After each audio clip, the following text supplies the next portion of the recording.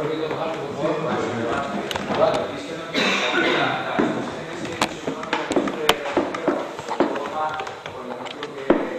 Que nos pueda contradictar que son el 76% de los jóvenes entre menores de 25 años que están en el paro. El 66%, es decir, una cifra muy desangrante. Además, los 3.000 millones de euros que tiene la ley que lo distribuye a nivel exterior para fomentar el ejercicio productivo. Se cree que aquí una práctica marxista es importante. Entonces, eso teniendo en cuenta como tenemos. Como aportación, yo puedo decir que yo creo que la cooperativa es indispensable y sobre todo fundamental para fomentar, consolidar el puesto de empleo estable y evitar la perjuria, el acoso y todo tipo de cantidades de trabajo patronal en la clase trabajadora. Y luego, como pregunta, yo quería decir, ¿cómo podemos aplicar la cooperativa aquí en el sitio de Banay? Porque teniendo en cuenta la trayectoria política que ha habido en estas últimas décadas, siempre los que nos están gobernando son. Entonces, un tejido productivo, teniendo en cuenta que se está aplicando en el país, en el País Vasco, sería bueno que abordarlo aquí y en función de nuestras condiciones socioeconómicas, pues, consolidar el tejido productivo tradicionalmente, como los compañeros aquí, tanto del sector del servicio, del educativo, de industria, ¿cómo lo podemos aplicar? O sea, esa es la pregunta que quiero desarrollar. Porque yo creo que aquí, de primera académico, está muy bien, pero vamos a llevarlo a la base, a la realidad. ¿Cómo podemos llevarlo? Y eso yo lo que quiero quedar aquí. Sí, vamos a ver. El fomento es de las administraciones públicas. Nosotros, las organizaciones de economía social, solo podemos darle apoyo técnico, por así decirlo, ¿no? Lo que sí está claro es que cualquier actividad económica puede ser organizada por cualquier una cooperativa, solo hace falta 3 personas. Y lo que hace falta, afortunadamente por la crisis, ya no el 80% de los estudiantes universitarios ya no aspiran a ser funcionarios. Antes, emprendedores era 1 de cada 6, me parece. Ahora ya son algo más. Lo que también es, o sea, esta crisis ha sido más duradera, pero yo puedo decirle que cuando nosotros creamos en nuestra cooperativa nos cogió una crisis dura. Y construimos el primer colegio con los intereses del 20%. Y el mejor crédito de todo, porque teníamos una subvención oficial, fue del 16%. Ahora, también puedo decirle que el primer año de funcionamiento de nuestro primer colegio cobramos 11 meses el 40% de lo que cobramos trabajadores de la ciencia privada, que cobraban además 15 pagas. Y el segundo año, el 45% ya conseguimos cobrar hasta una extra, 3 pagas. Es que si no tienes dinero para crear el capital, yo siempre he defendido un modelo, el que algunos llamamos las 3 partes, que debe haber una subvención, pero no más de un tercio.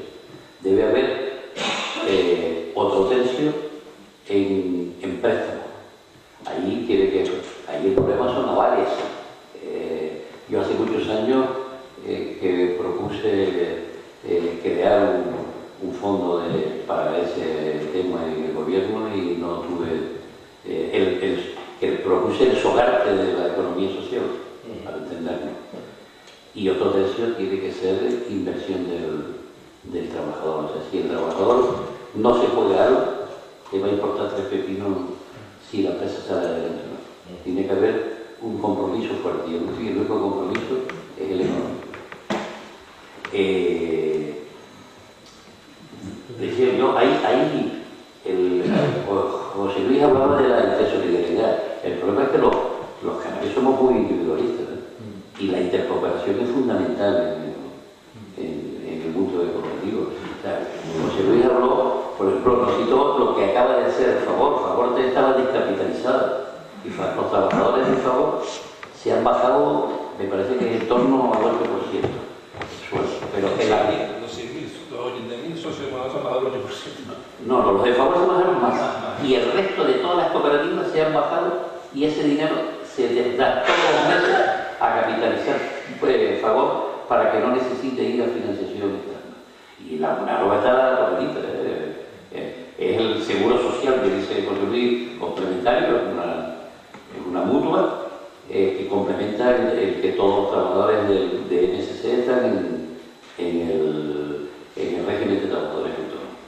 Y ahora que Austin tuvo además otro problema que le afectó a la distribución, es que la coalición que tenía con Consum, Consum se separara de un montón de cooperativas de consumo del Mediterráneo, pues le afectó bastante, y de hecho pues se está yendo a otros territorios con socios locales, como ha sido la isla de Gran Canaria. Aquí en Tenerife no han llegado afortunadamente, porque el socio local con el que estaba no nos gustaba los que estamos en el mundo de la economía social. Tema de formación, que es muy importante.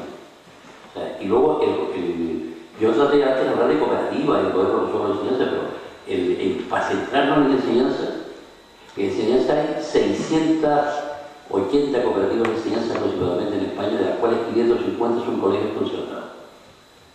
Pero el 95% son cooperativas de trabajo asociado.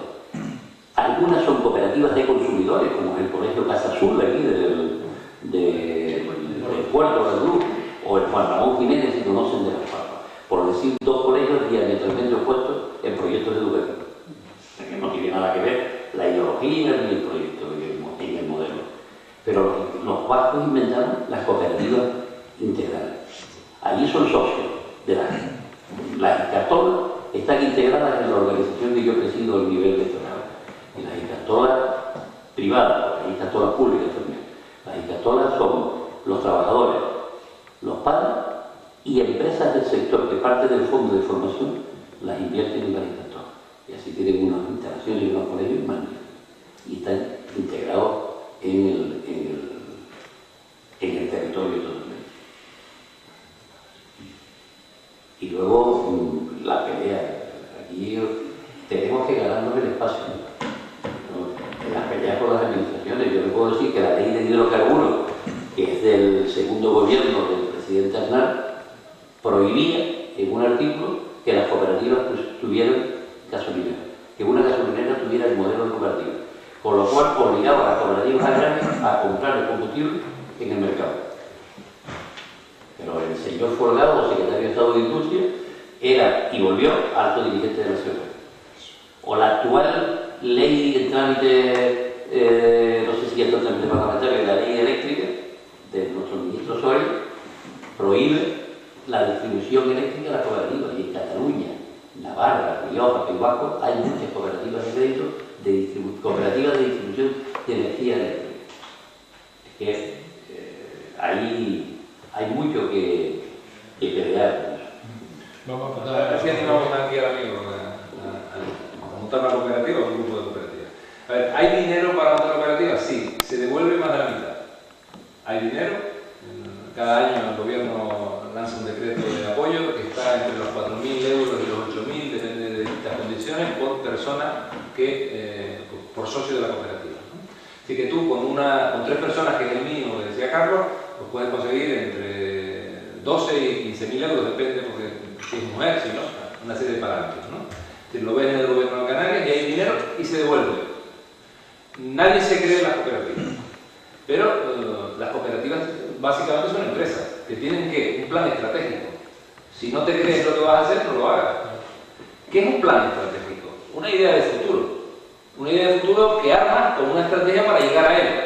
Si no tienes plan estratégico, puede que llegues a algún lado, pero desde luego no tiene nada que ver con lo que tú querías. Entonces, lo primero es analizar el mercado, el sitio, la actividad, la necesidad que quieres organizar y montar tu plan estratégico con tus recursos. ¿Cuáles son los elementos básicos? El capital. ¿Pero qué capital? Tu conocimiento es el primero. Tu capacidad de desenvolverte en una actividad concreta es el primer capital. Ese es el capital social fundamental. Aquí, la primera pregunta, hay una respuesta también. Tenemos poco capital social en Canarias, capital social no económico, sino de conocimientos engranados para abordar proyectos. Conocimientos engranados para abordar proyectos. Una de las herramientas fundamentales del Grupo Mondragón es la planificación estratégica de cada cooperativa y del grupo cooperativo. Y esto tiene un efecto tremendo con otro mecanismo que es muy importante que acaba de decir Carlos. Los salarios no son salarios, son adelantos de beneficios. ¿Y entonces qué ocurre en una cooperativa cuando tú la vas a visitar? Tú vas aquí a una cooperativa o una empresa y todos los trabajadores se traban la lengua contigo. Tú preocupes que vas a dar una conversación desde que entras hasta que sales. En el País Vasco, ni de broma. En cada línea de producción hay una pizarra que dice lo que hay que producir este año, lo que hemos producido este mes y lo que hay que producir este día. Y hasta que no lo produces, estás cobrando adelanto, ¿no? ¿Vale? Así que la estructura productiva es inteligente. Otro problema que tiene la cooperativa, que no hay que confundir la producción con la estructura social. La estructura social es una cosa, que es, vamos a ponernos de acuerdo una vez al año en qué vamos a hacer, pero luego vamos a trabajar como una empresa normal, con la gerencia correspondiente, con el control correspondiente. Entonces, muchas veces aquí lo que hay que armar es un tinglado empresarial sólido que tiene forma de cooperativa porque los excedentes se van a repartir de determinada manera. ¿Por qué el gobierno de España, los gobiernos autonómicos tienen que poner dinero para las cooperativas? Porque es una obligación constitucional apoyar a los trabajadores a hacer capital. Y como existe esa obligación constitucional, tenemos que tirar de ahí. ¿Qué sería bueno también? Presentarnos un proyecto sobre una red de proyectos, construir redes de proyectos y tratar de ver esta filosofía de que no te quedes solo, sino que haya un plan común, de un grupo común. Esto sería también muy importante si tienes capacidad de iniciativa. Y una cosa para mí clave, y les voy a contar una anécdota de unos amigos que muchos de ustedes conocen. Hay un grupo de teatro que ustedes conocerán que se llama el Grupo Delirium.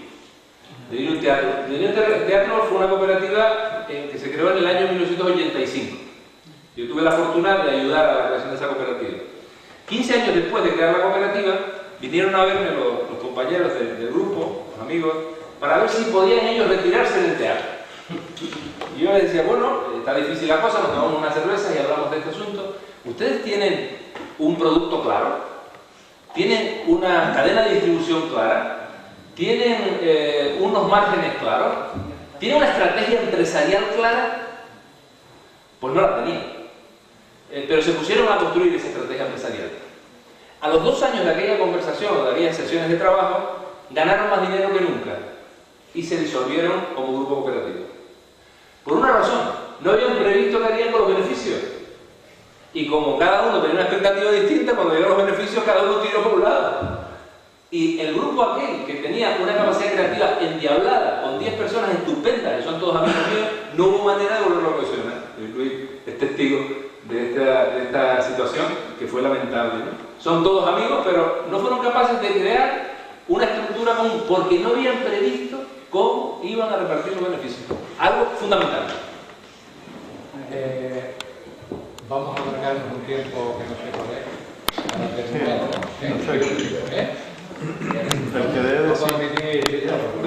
La pregunta tuya es seguro. Bueno, vamos a ver. La otra también. Debido a la crisis que estamos viviendo aquí en España, a nivel europeo, pero vamos a considerarlo aquí en España, las cooperativas bueno, yo con las ONG vamos a dejarlo, no quiero tocarlo, ¿no? Pero digamos que la cooperativa es el futuro de los nuevos emprendedores que podemos tener. ¿Cuál es el método o cómo se puede presentar a la sociedad que no se angustien las familias de que tienen hijos que están mucho mejor preparados que lo que estuvieron las familias, toda esta historia que conocemos todos, para que sus hijos puedan generar su trabajo a través de la economía social? Porque ya se acabó los funcionarios, ya se acabó el empleo que eran los empleados de las multinacionales, todo esto ya se ha acabado, porque este señor ganará mucho dinero, pero los trabajadores ganan 900 euros, si es que lo ganan, depende del horario, ¿no? Entonces, el futuro está en las cooperativas. De hecho, la cooperativa integral aquí en Canarias no se ha fundado todavía, ¿verdad? No, están en ello, ¿no? Nosotros no tenemos. La autonomía tiene competencia para legislar el tema de cooperativas. Y las que no tienen, pues hay una legislación del Estado para aquellas cooperativas que sean pertenezcan en su actividad a varias comunidades autónomas. Canarias es la penúltima ley de autonomía, no tiene ley. Ahí solo hay Cantabria, que la tiene en trámite parlamentario, y Canarias, que pretende presentarla en febrero, según ha anunciado la consejera recientemente. Yo no veo si se daña la necesidad para un grupo cooperativo que hay en Canarias que tengamos una ley propia.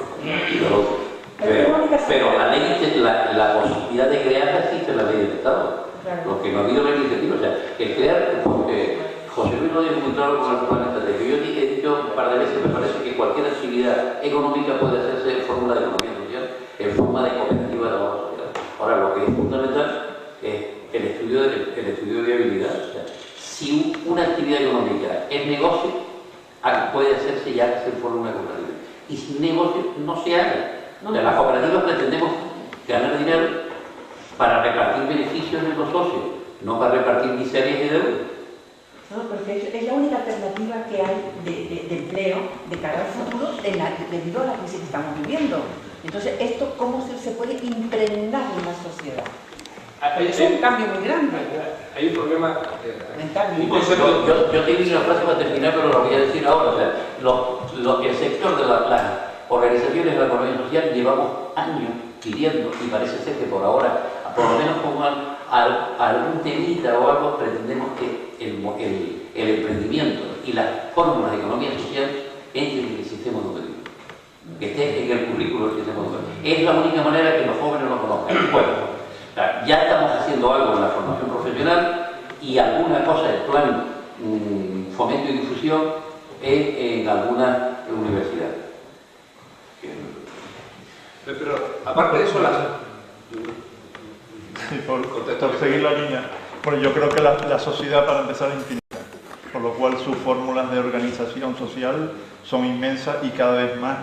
De hecho, el grueso de las expectativas que puede tener la gente en este momento en una sociedad tan poco apoyada socialmente, no tienen más remedio que encontrarla individualmente. Ese es el gran trauma de las organizaciones sociales, ONG, escuelas y Mondragones, que tenemos una estructura en España donde realmente en términos fiscales, que esa es la clave, no se apoya a esas organizaciones. Yo, el primero, tenemos que desde el punto de vista fiscal sostener a las estructuras de economía social por encima del régimen ordinario del resto de las organizaciones. Y el resto de las organizaciones son infinitas. Son infinitas porque el principio de supervivencia está por delante de todos los demás y la sociedad está por encima de la organización.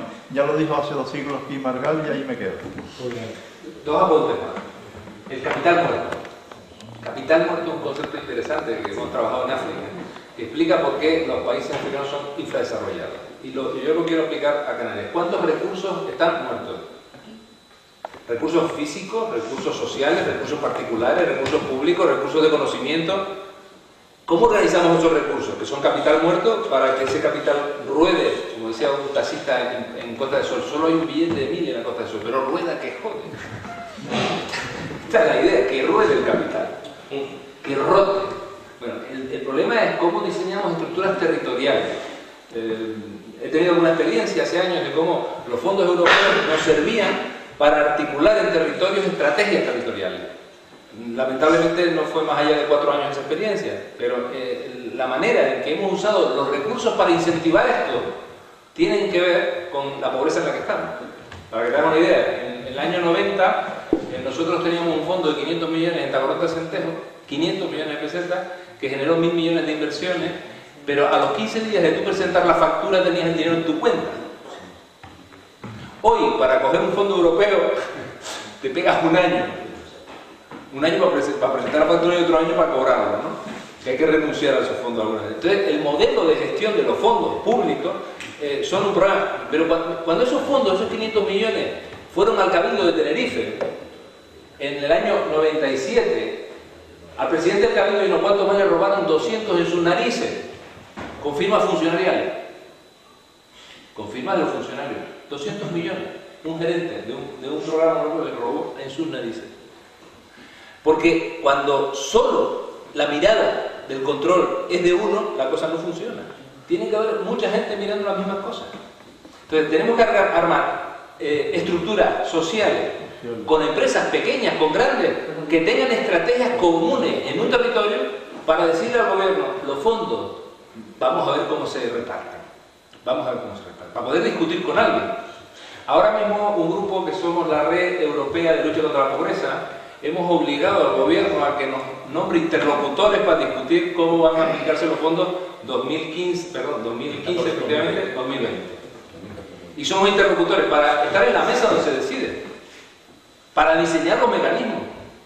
Porque si no, ¿qué lucha contra la pobreza si usted no cuenta con los... Hay un problema ahora mismo de democracia deliberativa. Sí, un problema de que nuestra democracia ha dejado de ser deliberativa. Sí, los políticos, usted, solo hay que ver los periódicos. Políticos con políticos haciendo convenios.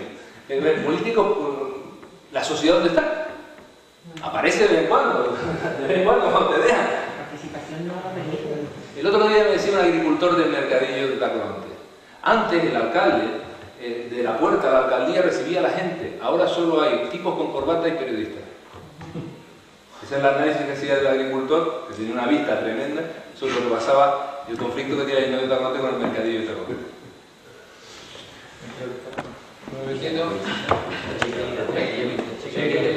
Tú eres la primera que está. Hola, buenas tardes. Nada, gracias por haber generado este espacio de debate y bueno, gracias especialmente a José Luis, que ha dado lo que es una primera introducción a lo que es la economía del bien común. Yo escuchándote, pero bueno, me quedo un poquito con la idea de que parece que es solo un modelo empresarial, ¿no? Que está concentrado en las empresas, pero para nada. Como ahora estaba contestando a la compañera, también pretende lo que es un empoderamiento de la ciudadanía, ¿no? Lo que estaba hablando de la participación. Es verdad que ahora mismo las instituciones, pues bueno, deciden por nosotros, ¿no? Y no nos dejan apenas participar. Y la economía bien común, su pilar fundamental es ese, la participación ciudadana. También están las empresas, que serían las empresas de bien común, que son las que siguen la filosofía, los valores que nombraba antes, que tanto se reflejan en las constituciones, pero que en la realidad vemos que no se plasman.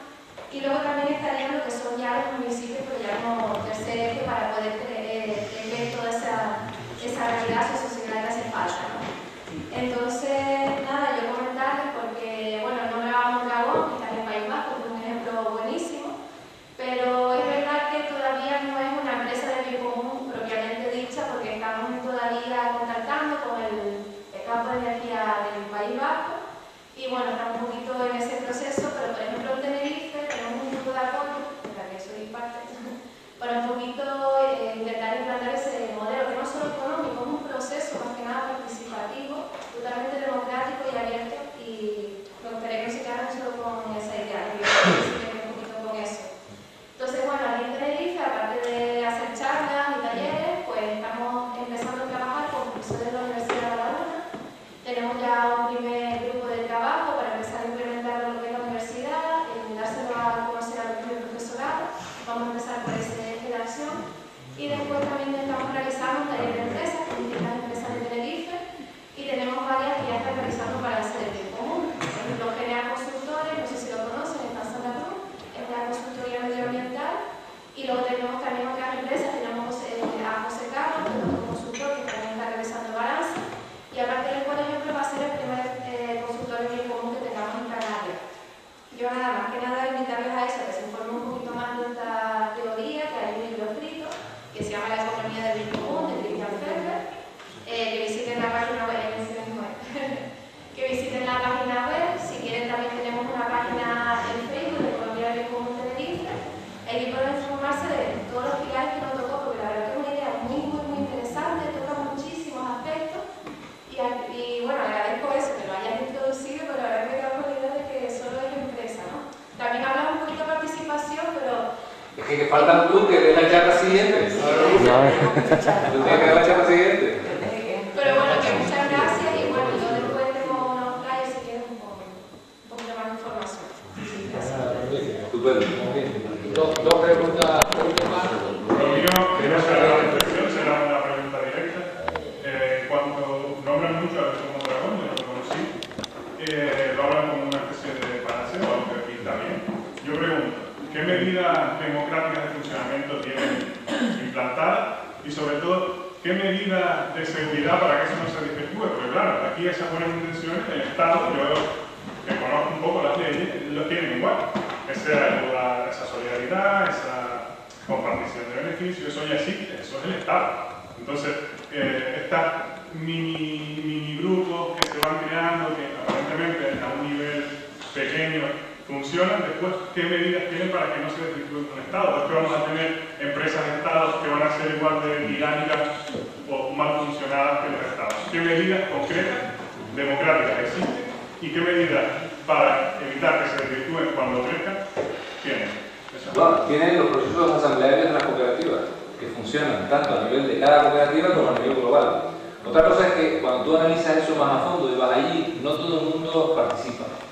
Tienen problemas de participación, problemas de liderazgo para participar, tienen los mismos problemas. Pero sí tienen el enfoque, yo creo que tiene un enfoque bastante interesante. Cuando yo hablo de Mondragón es porque en el libro este de la economía bien común es el primer ejemplo que ellos ponen en el mundo y por tanto como lo conozco. Y económicamente, la economía es lo más que nos preocupa, pues yo quería resaltar esto. Y lo mejor sería que ella diera una charla en el futuro sobre este asunto, ¿no? Y todos los que le quieran acompañar. Las medidas yo creo que funcionan. Por ejemplo, hace poco, hablando con un gerente de una cooperativa, decía, el problema es el primer mes del año, que nos tenemos que reunir todos los 500 trabajadores de la empresa a decidir lo que vamos a hacer, dónde vamos a vender, etc. Y nos cuesta arrancar, comparado con otras empresas. Pero cuando arrancamos somos mejores que los otros. Es decir, que tiene un proceso democrático profundo. Pero hay problemas cuando hay cooperativas que se van. Por ejemplo, recientemente ha perdido una cooperativa muy importante que es Ibiza, que decidió salirse. Y eso genera un problema. Pero son problemas normales de una sociedad rica que va cambiando. Ahora, la estructura, la estrategia global, yo creo que ha dado buenos resultados. Ahora, la crisis está haciendo que el foco del análisis, bueno, hay muchos analistas viendo cómo están reaccionando a la crisis. Que ya unos textos por ahí de cómo se está reaccionando, cómo se llega a un acuerdo con 80.000 personas para bajarse el 8% del sueldo, para apoyar a otra cooperativa. Es un proceso donde la gente participa cuando le duele. Cuando a la gente le duele el dinero, participa. Yo hace poco le decía a algún concejal, decía, mira, en los años 80 la gente financiaba al 50% las obras públicas y le daba el dinero al ayuntamiento. ¿Tú crees que eso hoy es posible? ¿Hay suficiente interlocución para que sea posible? En Mondragón funciona. Un matiz. Sí.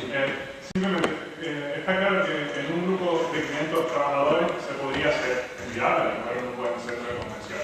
Pero imagínense que el Mondragón crece tanto que aún a todas las empresas canarias tendríamos que elegir representantes. Eso existe también. Entonces, ¿qué medidas se articulan para que eso no se desvirtúe, para que no se alejen esos representantes? ¿Cómo pasa aquí? El modelo de Mondragón es ese, el de democracia participativa, representativa, perdón.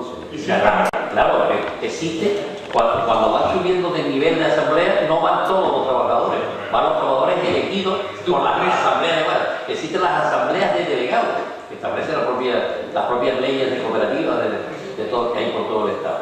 Es un modelo de representación. Y luego, por eso, muchos años y una de las cosas que me sorprendió de Mondragón, que al presidente que está en la cúspide se elige un año antes de que tome posesión. Está un año junto, el electo con el que todavía le queda un año de mandato trabajando juntos. Tienen la maquinaria súper engrasada.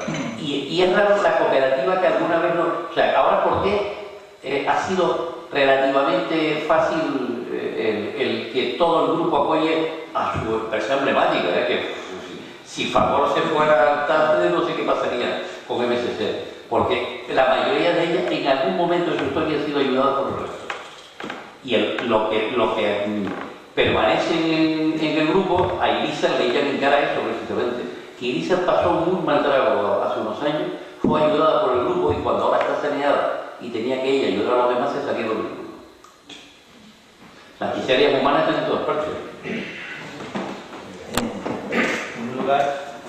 Agradecer a los ponentes que nos han regalado. Yo quisiera partir de una base, pedir un poco que quizás miremos más allá de eso. Yo soy de los que piensa que el mundo ha cambiado con nosotros dentro y eso lo ha provocado esta crisis, con todo lo bueno que ha traído. Yo tengo la suerte de ser profesor, la suerte porque tienes trabajo y tengo la suerte porque me gusta. Y mi grupo de alumnos, la edad que yo doy, me preocupa por el capital humano. Es decir, mis alumnos de menos de 15 años o menos, su única preocupación es saber si Cristiano va a estar y si Casillas sale de titular. Y los de menos de 25, su única preocupación es parecerse a un señor que se llama Botín, que es de los pocos españoles que se puede dar el lujo, que de pequeño le gustaban los escaletes y de grande se ha comprado uno escalón mono, ¿no? Escala real. Y aprender inglés para ver a qué país se van, porque aquí no se van a quedar. Partiendo de esa base, teniendo en cuenta que el mundo ha cambiado y que la economía va a tener que cambiar con él, en la sociedad canaria las cooperativas y la economía se va a adaptar, cómo se van a adaptar las cooperativas o estas sociedades a esa nueva economía y cómo creen ustedes que puede estar nuestra economía dentro de 10 años teniendo en cuenta todos estos factores. Es difícil, pero oye, la última pregunta, que no, ya de nota, grande. Vaya, como broche de oro, fantástico. Muy bien. A ver quién quiere empezar a enriquecer. Yo creo que las cooperativas tienen más fácil la administración que cualquier otro modelo, porque tienen el debate en la base y la necesidad de adaptarse, porque si no, no sobrevive. Ahora, ¿qué va a pasar? Si hay una cosa que son los economistas son los expertos en predecir el pasado, porque ninguno acierta con lo que va a pasar luego. O sea, yo que no soy economista, pues no me atrevo. No, yo creo que las contradicciones en la sociedad producen flujos, reflujos y habrá que ver para dónde vamos. Cada vez también hay una mayor preocupación por todo el mundo de que la exclusión no te llegue hasta tu casa. Hace poco me decía un empresario de la construcción: si tú crees que yo puedo vivir en un chalet con los muros suficientemente altos como para que alrededor mío se muera la gente de hambre y yo viva bien, ¿verdad que no?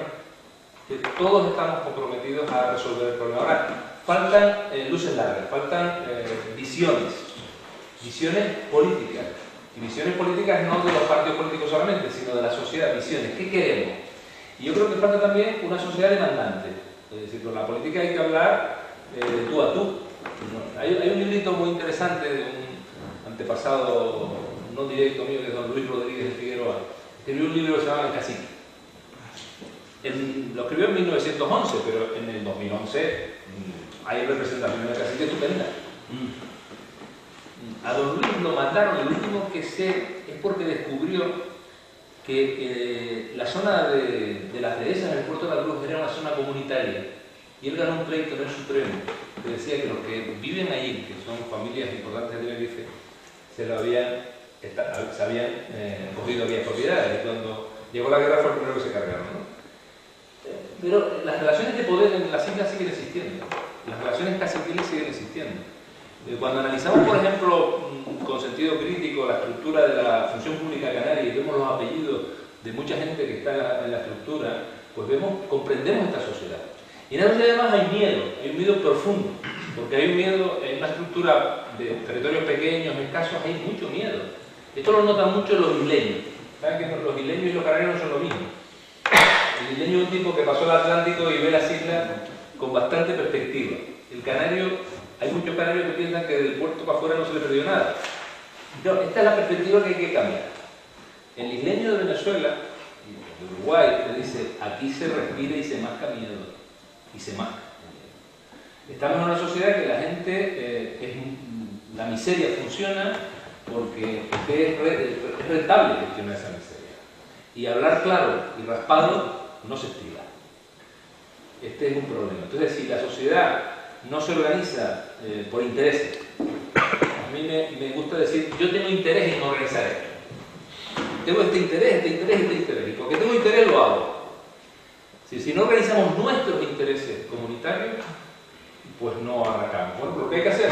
Pues organizar esos intereses. ¿Y qué se puede hacer desde un foro como este? Que yo la pregunta la dirijo a un foro como este, que es el que nos invita, ¿no? Pues reproducir. Primero, poner la economía no como una cosa externa a los procesos políticos y sociales. No, es que esa es la gasolina de los procesos políticos y sociales. Entonces hay que entender y tratar de entender mejor los flujos y reflujos de esa economía que vivimos. Eso es lo primero. Lo segundo, armar un discurso político abierto, transversal políticamente. Esto me parece muy importante. Que sea transversal políticamente. Los buenos proyectos de Tenerife o de Canarias salen cuando hay gente de todos los partidos metida. Eso es muy positivo. Y gente de distintos partidos nos podemos poner de acuerdo en el análisis crítico. Y luego, a lo mejor, en el 80% de las cosas está de acuerdo y en un 20% no. O al revés, hagamos el 20% entonces. El discurso sería: sabemos cosas, sabemos hacer cosas, pero tenemos que hacer cosas.